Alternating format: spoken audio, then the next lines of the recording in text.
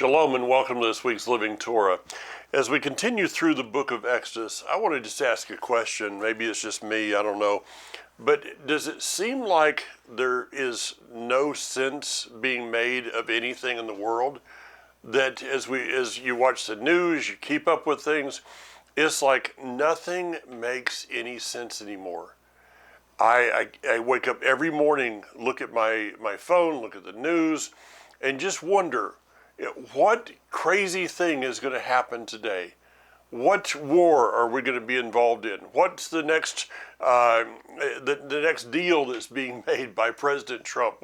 What is going on? And the only thing I think that today keeps me in any way close to sanity is coming back to the scriptures. On a daily basis, right now I'm reading through, usually I would start the year reading through the book of Proverbs, but I was reading the Gospels. I'd started that back in November. And so I've, for the month of February, started reading through, again, the book of Proverbs. I just finished Ecclesiastes toward the end of January. And I don't know how anyone today in this world even survives mentally, emotionally, much less spiritually. You couldn't, but mentally and emotionally, how can someone even survive without the basis of the scripture? As we open the book of Exodus again and go to chapter 18, these words of Jethro is I guess that for most people that you would meet that really don't have much of a clue about what the scripture is, whether they're a lot of people I am around, they're actually atheists or agnostics. Some of them are going to church on Sunday, but in the end, you mention the scripture and they just kind of look at you. Even someone that is going to church Sunday after Sunday, you mention the scripture and they just kind of look at you like, I don't have a clue what you're talking about.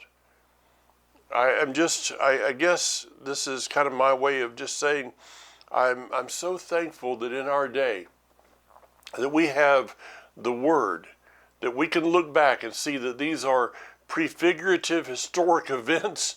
This is history, but it is prophecy, and it gives, at least for me, it gives me great comfort to know that the Almighty is here, He's in charge, He's walking us through these days as He did with Moshe and with the Hebrews.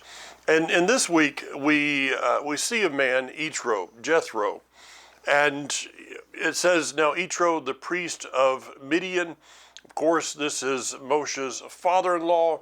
When the whole thing comes about with going back to Egypt, it appears he sent Zipporah, two of his sons, Gershon, whose name means foreigner, Eleazar, whose name means God helps, God will help. The prophecies that are in these names is just amazing, that he is helping us even though we are in exile today. And we may be in some level, I believe, going toward redemption, the same as Moshe and the Hebrews were being led. But to understand, to consider, I'm a foreigner today. I look at the news, I look at social media barely, and see people they're very, everything they have is trust in another politician, in a government, in a change. And this is on both sides of the aisle, folks. That people have this idea that if we can just change the person that is in a specific political office, that everything's going to change. But you and I know that's not going to happen. And I look at the news in a totally different way because of understanding who I am as a foreigner in exile. But as I'm here in exile, I also know He is helping me. He is walking us through this. Now, Jethro comes from Midian, which is a place of many gods. Jethro was probably a priest. Who knows? There's all kinds of speculation. I've read different commentaries on this. Was he the priest of a certain god? But in a multiple, they had plural gods in that time, as is in society today. But because of his connection to Moshe, he had heard the news. Now, I don't think he got an email, probably not even a newspaper, but somebody came by in Midian and said, hey, I heard you're connected with this guy Moshe, and I got to tell you what happened in Egypt. And so it says that that Moshe's father-in-law heard, and the word here is not just he was listening, but it is actually the word Shema. So it is the same word as Deuteronomy chapter 6, Shema Israel, Adonai Eloheinu, Adonai Echad. So he listened, but he listened intently, and that hearing of the news of what had happened caused him to do something. And that something was that he took Zipporah, the two boys, and he goes to meet Moshe. Now we go down to verse 8, and it says that when Moshe told his father-in-law, the word here is he recounted. It's like he sat down with him, and I'm just thinking that in that day, the people had a little bit more focus, paid attention a little bit more. They weren't just, they weren't having to keep up with everything that was going on their phone, so they actually could sit down and talk to people face to face. What else are they going to do, right?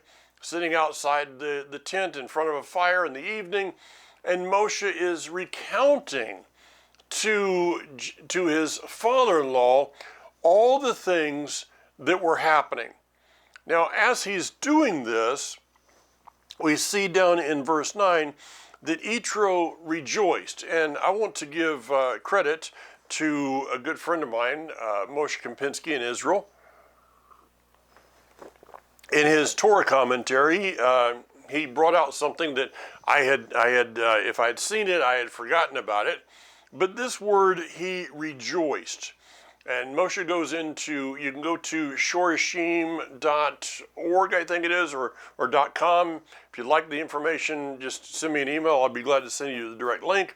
But Moshe sends out a weekly commentary with also with the Torah commentary and also news of things that's going on in Israel. And his insights are very good. Well, this time, and this week, he brought out this word rejoiced, and I'm not going to go into it and butcher the Hebrew, but it is the same the same word that is in the word rejoice, which is va'ichad, is the word echad. It's the word echad. It is a word that means rejoice, but it also has this word of echad in it. And I thought this was funny, that it also has the word, it is a word which kind of means pins and needles. So as Moshe is telling his father-in-law about all the things that had happened in Egypt, it's like we would say this idiom today, they were on pins and needles. He gets excited, he's got the goosebumps, all of those things, and he rejoices. What is he rejoicing in? He's rejoicing in the revelation that as Moshe is telling him these things, he is excited about the events, but it is also bringing him to a revelation of my life in Midian, what I have experienced in Midian, believing that there were multiple gods. That can't be true. This has to be the one, the only true God. Now, later in this Torah portion, it says that he would leave and he would go back to his own country with what? A revelation. I wonder where, the book that's written somewhere along the way of how his reception was when he got to Midian. What happened at that point? But the point of this whole thing is this, We live in a day that the Almighty is, is the words there, arise, O Yah, and let your enemies be scattered. For those that have eyes to see, those that have ears to hear, I mean, I cannot turn on the news without seeing something that He is doing in our midst. Sometimes it's like, wow, I didn't see that one coming. But, whether it be the migrant crisis, whether it be ICE, all of these things, we have this cliche. Well, I've read the book and I know what happens. I've read the end of the book and I know what happens. This is a cliche. Another cliche, but God is in control.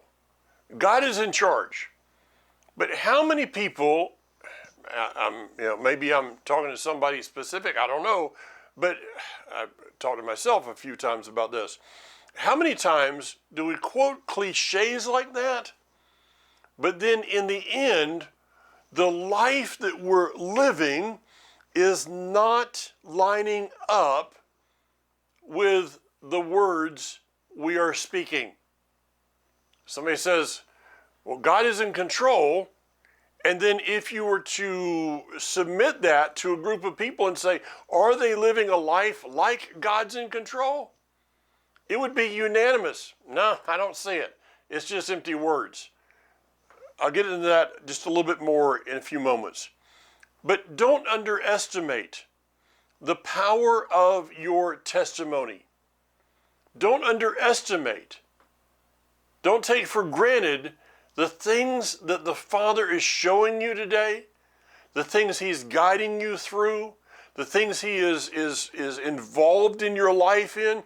Don't underestimate those things, and also don't underestimate the power that it may have for you to tell someone else. Remember in Revelation it says, they overcame by the blood of the Lamb and the word of their testimony. I think this has been so lost in Messianic circles that there's really not an opportunity. There's, well, that's one of those things that they did in church. No, that's one of those things that we should all be doing. It's called making Him look good. It's called bragging upon Him. And our life should be lived in such a way that if you have an opportunity, let's say at congregation, you have an opportunity for a time of testimony. And you said, well, I don't know of anything God's doing in my life. Then you really should stop and use that as a convicting place and say, well then, why not? Why am I not seeing Him in my life? What do I need to do to change that? What is it about my life that is so cluttered with other things that I can't even see how He might be working in my life? And the other thing, well, it just wouldn't be important. Maybe what you've gone through in the last week or month or whenever may be something that somebody else is dealing with right then. In just a sentence of how He helped walk you through something may give them power for the days ahead. Jethro was a gift. He was an outside voice that Moshe could trust. Now, consider that the last person really that you would be receiving counsel from, you would think, would be a priest of Midian who has been in, worshiping many gods, but now he comes before you and you understand that this is somebody that the Almighty Himself has given me in my life, an outside voice to see things. Sometimes we need an outside voice. It's very seldom, but I've seen times that people have finally come to the end of themselves and said, what's going on in my family, what's going on in my finances and whatever else, I need another voice.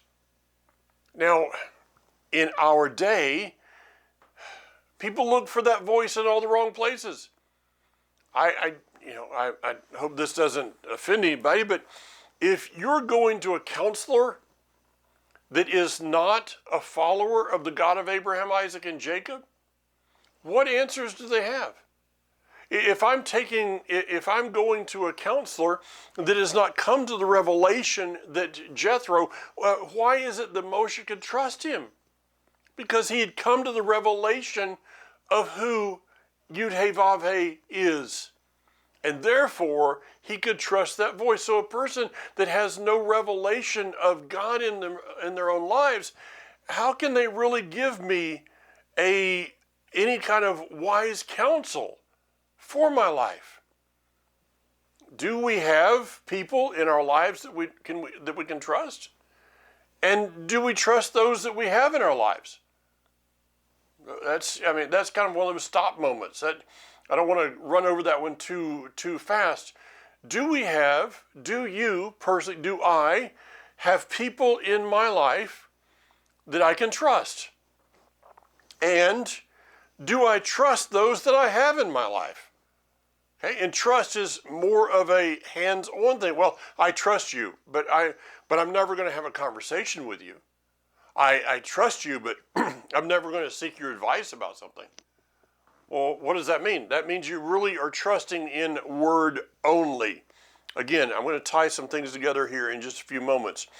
In chapter 19, it's in the 3rd month, so during the time of the count of the Omer. Now, I don't know if this time of the counting of the Omer had already been restored. I tend to believe there was something going back to the garden. But are they in this time of restoration, that things are being restored to them one piece at a time along the way? Probably so.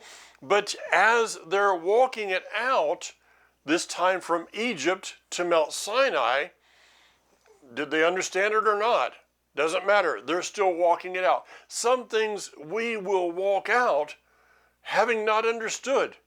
You know, there's something interesting about those days. I just couldn't quite do it. I woke up every morning thinking about how many days has it been since we left Egypt? And I was just kind of counting them to myself. I decided, me and my wife and our children, we would make a game of it. How many days has it been since we've left Egypt? That's total ridiculous speculation, right? Maybe not. I mean, anybody that's ever been a prisoner probably, figured out a way to count the days. We count the days as we're moving towards something or moving away from something. So maybe some of them did get a hold of this, but not really being important in the end, I guess.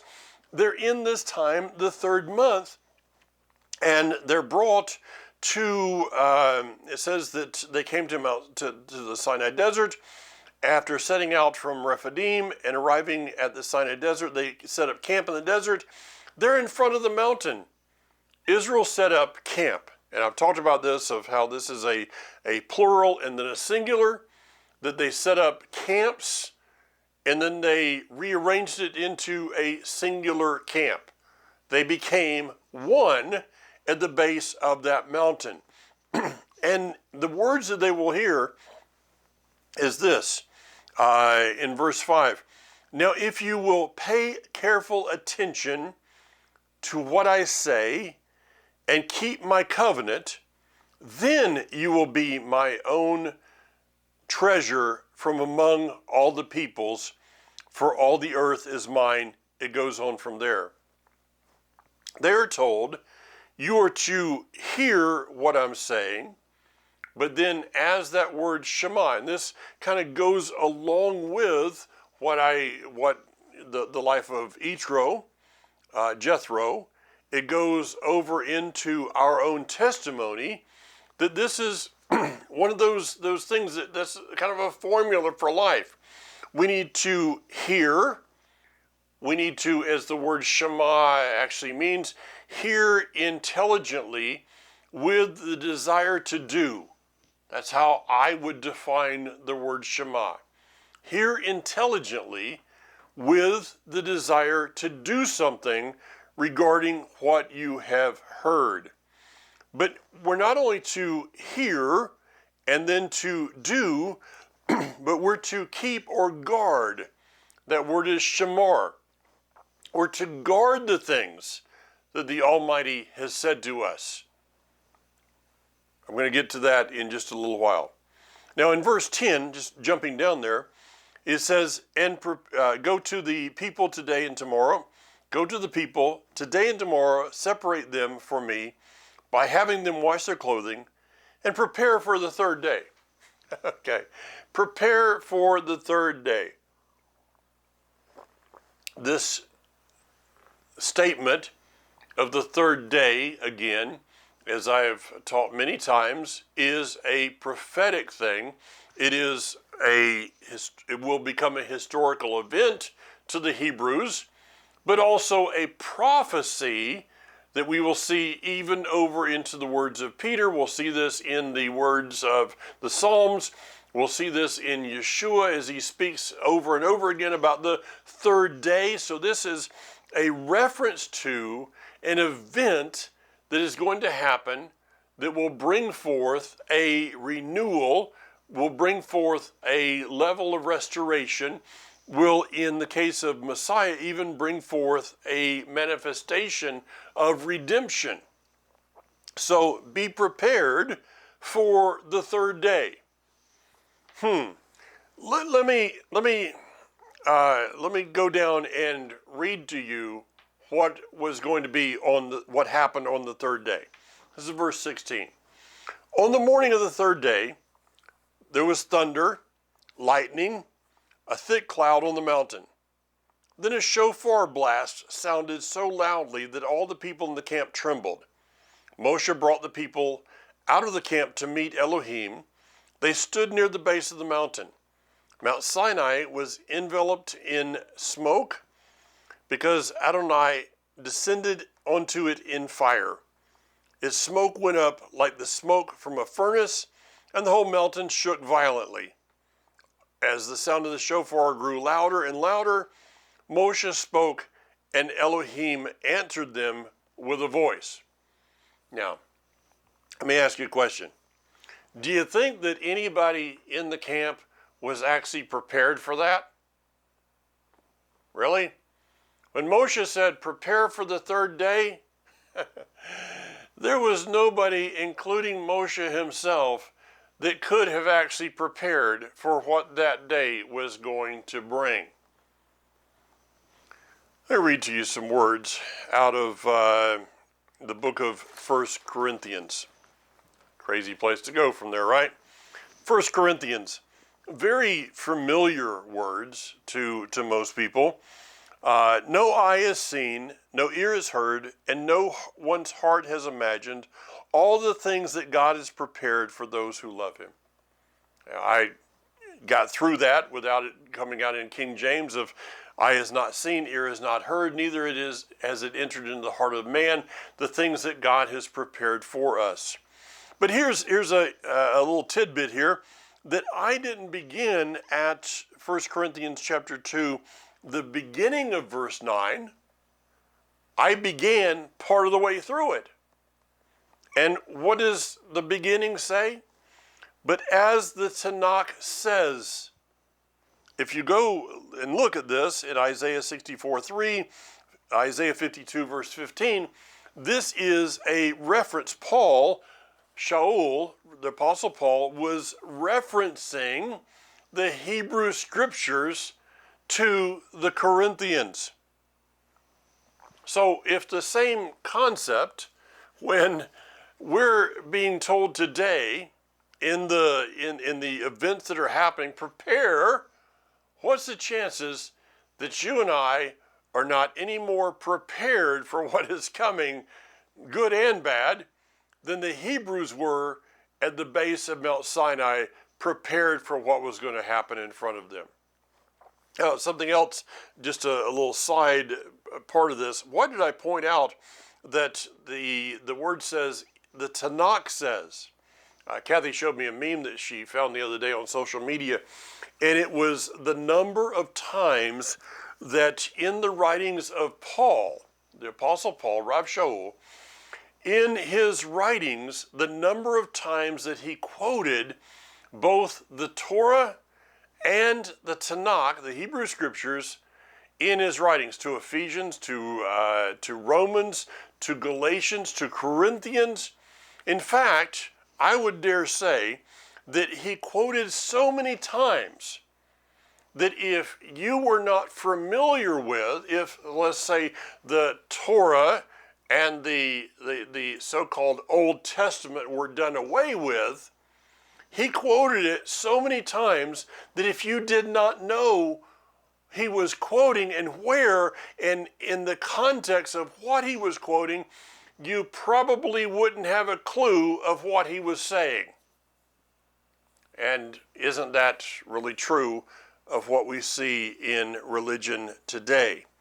I didn't say just Christianity today, I said religion today. There is a, probably shouldn't get in this, but there is a political Christianity that is happening.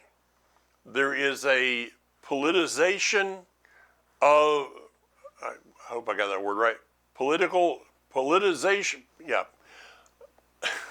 Now that I said it, I'm going to just go on, of religion today.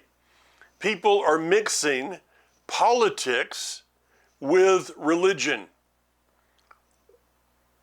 Since you know and have read the Torah and the Hebrew Scriptures, all the Hebrew Scriptures, hopefully, name for me a time in the Scripture that was a politicization of religion. Got the word wrong again. That's my Southern English, can't say some words. Name for me an instance in which politics and religion came together. It's called the Tower of Babel. It's what we are seeing today, the Tower of Babel, is what we're witnessing happening before our eyes with AI being brought in. And I don't believe that AI is the evil, but it is the fallen man who is putting together AI. That's kind of the issue, okay? It's gotten to the point that if you're watching a YouTube video, you cannot tell most of the time if it is the actual person speaking or not. I'll give you a bit of a hint. This is kind of on the side. I'll give you a bit of a hint. If you're watching a video and you're seeing the transcript of English below it, AI does not understand some of the, kind of like me, AI does not understand some of the English language, and so it will say something. I was listening to something of a financial YouTube the other day, Warren Buffett, and it had what looked like an image of Warren Buffett, a little younger version. So that was a key to me. But when the voice came in there, it said buffet. Ladies and gentlemen, you can't believe what is before your eyes on a screen today.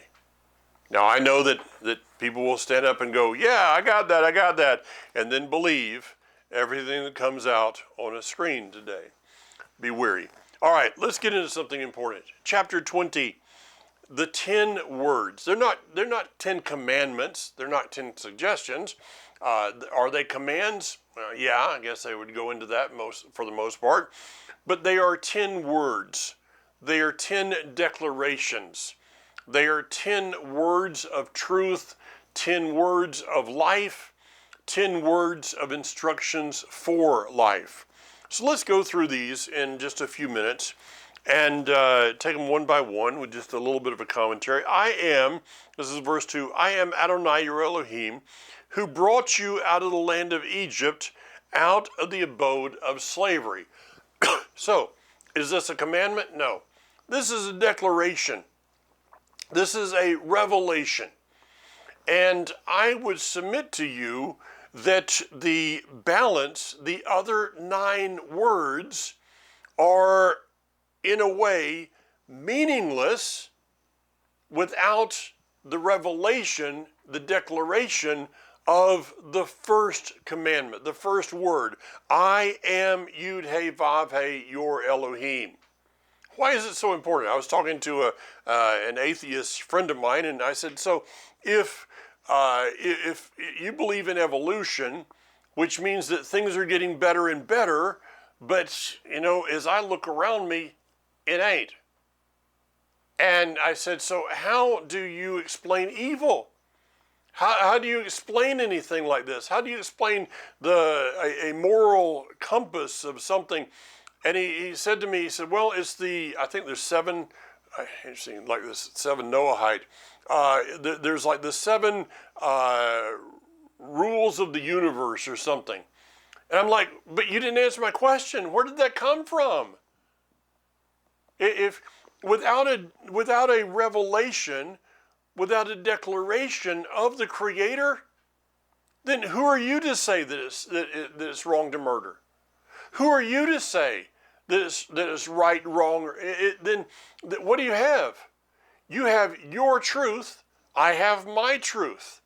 Well, whose truth is right? Well, mine, obviously, because it's mine. So it is this circle thing that makes no sense in the end. The only way that we can have any type of moral truth in this life, on this planet, in mankind, the only way we can have a moral truth is with one who gave us moral truth. And when we don't have that revelation, then even if we have some kind of moral truth, it will be perverted into something. I could look at that person, this friend of mine, and say, but, is it wrong to murder? Absolutely. But you believe in abortion? Absolutely. Wait a minute. Those two don't line up. So without a declaration, without a revelation of who the Creator is, then morality is, well, it depends on what your day is. It's kind of irrelevant until I put my mood and what I feel in it, okay? Second commandment you're to have no other gods before me. He is to be one. He is to be number one. He is to be above all things in our life. That everything, every decision that I make on a moment-by-moment basis needs to be put through the filter of who is God in my life. So if I say, well, I know that God is God, but over here, then I'm going to do something different and kind of fudge on something or whatever. What are you doing? You're saying, no, he's not really God, I am. See, anytime we put a but this, well, he said, do not murder, but what are we doing? We're putting ourselves in the place of our Creator. Number 3, do not take the name of Yud He Vav He, your Elohim, lightly. Yeah, people have gone to the pronunciation. I'm not going to go there because it cannot be proven anyway. But there is a set-apart nature to his very name. Here's a question. And this goes back to some of what I said earlier, is our life, our lifestyle, is it lining up with our words? So when we say we are following him, but then we do something that is not in accordance with his word, what are we doing? We're taking his name in vain, taking his name lightly. We are placing, again, our own issues, our own values, our own whatever you want to put it back in there, which basically nullifies the second commandment, which nullifies for us the first commandment. So everything is built. One commandment is built upon another. Number 4, Shamar Shabbat. Now, Shabbat, this is something that is actually being talked about more in our day because of Charlie Kirk and the book that he wrote. I have not got my hands on one yet. I probably will at some point in time. It's just not a priority for me. But the Shabbat is, notice here that if you do a count, and you can go to a Blue Letter Bible and you can count the words in each one of these commandments, Shabbat has the most words spoken of it of any commandment, even more than you're to have no other gods before me. Because see, Shabbat is tied to that. Shabbat is tied to the second commandment. It's actually tied to much more than that. There is also more commentary on Shabbat than there is on any other commandment in the Scripture. And it says, remember the day, Shabbat, to set it apart for Elohim. But the seventh day is a Shabbat. So that takes us back to Genesis chapter 1, verse 1. Evening and morning were the first day. I'm not going to go into some of the crazy things that, in my opinion, crazy things people have come up with on that of the 12-hour Shabbat. Why would I want to take something that is such a beautiful gift of 24 hours and cut it down to 12 hours? No, thank you very much. I'll take my 24 hours. But here's the essence of this, is that it says you're not to do any kind of work, nor you, your son, your daughter, your male or female slave, not your livestock, nor the foreigner staying with you inside the gates to your property.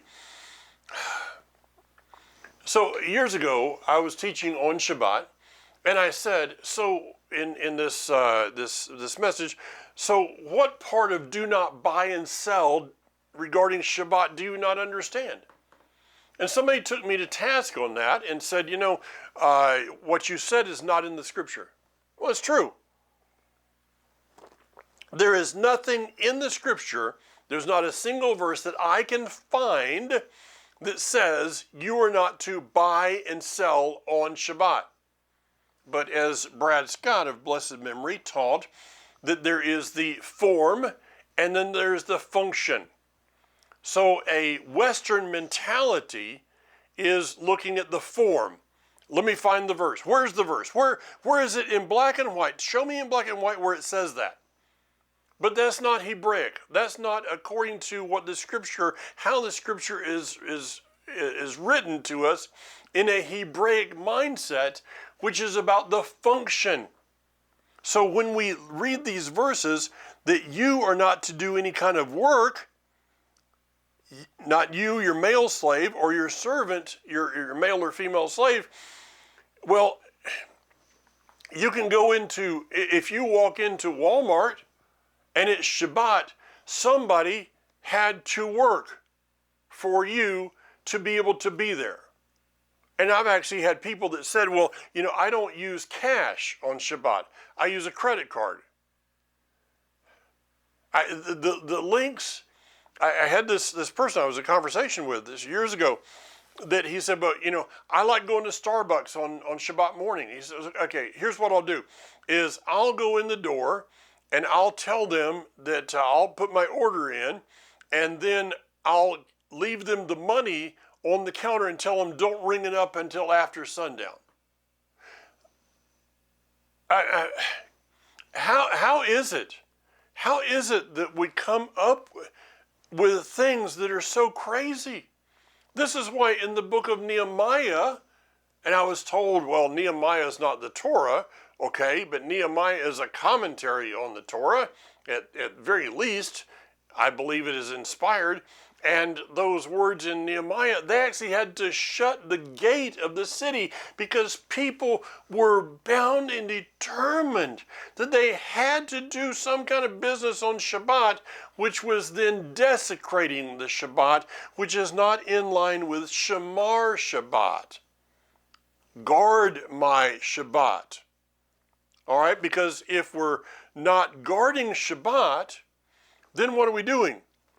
Then we are desecrating the name of the one who gave us the Shabbat, which means that we are putting another God before him, which is our commerce, which means we do not believe he is Yud-He Vav-He, our Elohim, who brought us out of the land of sin, of Egypt.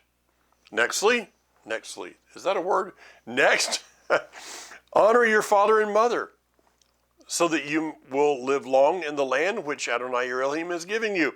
The first commandment with promise, yes, but is this just about honoring our mother and father? Go over to where Yeshua was speaking to the scribes and Pharisees who had taken the money that they were going to use to honor their mother and father, to help them out in their old age, and they'd done something else with it and come up with some kind of scheme.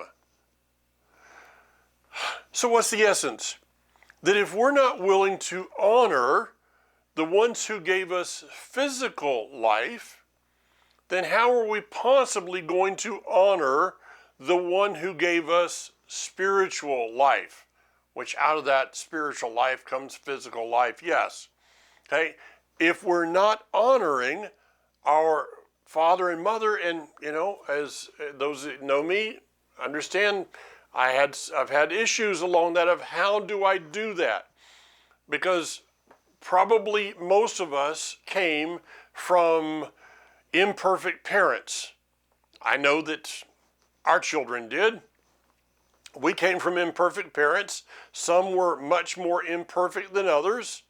There are major issues and problems, but in the end, you honor them because they gave you the life. They gave you the opportunity to do with life what you choose to do.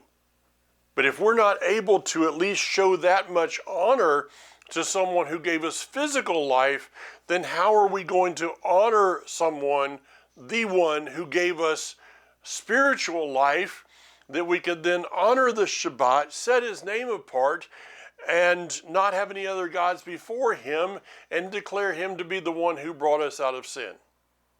Everything progresses along the way. Next commandment, do not murder. Simply put, respect life. Okay, respect life all the way across. We live in a day, and this is not just with abortion issues. This is with euthanasia. This is with protesters in the street. This is with all kinds of things that are happening. People do not respect each other's lives. I'm going to move on. Next, do not commit adultery. Respect covenant. If we're not respecting a covenant, an earthly covenant, how are we possibly going to say that we are going to respect a heavenly covenant? Do not steal. Respect each other's boundaries. I love it when I'm in Israel, and President Trump was talking about. I was listening to a little bit of a speech, and he was talking about how in Washington D.C. that the crime is down, and then he talked about all the armed National Guard soldiers that are running around. Well, that's wonderful. Okay, that's wonderful that crime is down, but the fact that you have to have soldiers and law enforcement that are keeping that crime down means that people haven't got this of respecting boundaries. When I'm in Israel, I normally get the question from the group on the first couple of days, what about valuables in the room? I'll say, I wouldn't do anything crazy, but but at the same time, I literally could leave $100 bill on the bed in my hotel room and expect that when I come back, it's going to be probably nicely folded and on the end table next to the bed. There's violence in Israel because of other things, but as far as crime in Israel, if we go up to the Mount of Olives, which I don't, to the Arab kids and Arab adults, pickpockets and things like that, but as far as being in Jewish communities, there's no crime. There's no real reason to lock a door, except for terrorists that are coming from outside. Why? Because there's a respect for boundaries. Next, do not bear false witness against your neighbor. Do not lie. Respect for the truth. How respectful are we of the truth? I can't talk about this without remembering my grandmother of blessed memory. She'd always say to me, the two things in the world she hated was cats and liars. And the difference between my grandmother and myself was kind of like cats. Lying is something that is, it's right up there with the rest of everything else. When you lie to somebody, if somebody lies to me, that places a seed of doubt in my mind of whether I can trust them ever again. That may be kind of stout for some people, but that's just kind of my psyche. If a person is lying to me one time, then I figure they'll probably lie again. So why should I trust them at all? Our word is something that is of great importance because our word reflects on our name and our name reflects on his name. Again, it goes right back up the chart. Do not covet your neighbor's house, your neighbor's donkey and his neighbor's wife and slave and ox or anything that belongs to your neighbor. It's a good thing that he put that, or anything that belongs to your neighbor, because if he hadn't have put that there, somebody would say, well, it's okay if I covet something that's not his house, wife, slave, ox, or donkey. Anything else I can covet. No, or anything else. Respect another person's blessings. In fact, not only respect somebody's blessings, but rejoice in someone else's blessings. Because maybe, I said this a long time ago, maybe if we become jealous over someone else's blessing, that is what stops those blessings from coming to us. I believe we should celebrate when other people are blessed by the Father in this life. Lastly, verse I just always stop on, and that is verse 18 or 21, depending on your translation. So the people stood at a distance, but Moshe approached the thick darkness where Elohim was. If you and I are not willing to go into the darkness, we'll never have that added revelation. See, the people were at the base of the mountain. They saw, they heard, they experienced, they felt the earthquake, all of those things. But that darkness held them back. And Moshe was the only one who was, we could say, allowed to. But if there was a desire in the people, would he have allowed all of them? That question has to be asked. See, this is not just about Moshe. The writings are that at Mount Sinai, the Almighty was offering a priesthood. He was offering the Melchizedek priesthood to all of Israel, but they refused it. So because of that, only Moshe got to see that other revelation. Those who are not afraid of the dark will walk through it and find a revelation that others are too afraid to go to. Shabbat Shalom, Shavua Tov. Have a blessed, prosperous week. Bezrat Hashem, God willing. See you again next week, and I'll hopefully not be quite as tongue-tied by then. So until then, be strong. Yivarechecha Adonai v'yishmarecha.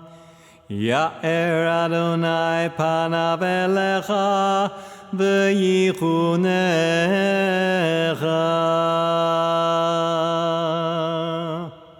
Yisa Adonai panav elecha v'yasem lecha shalom.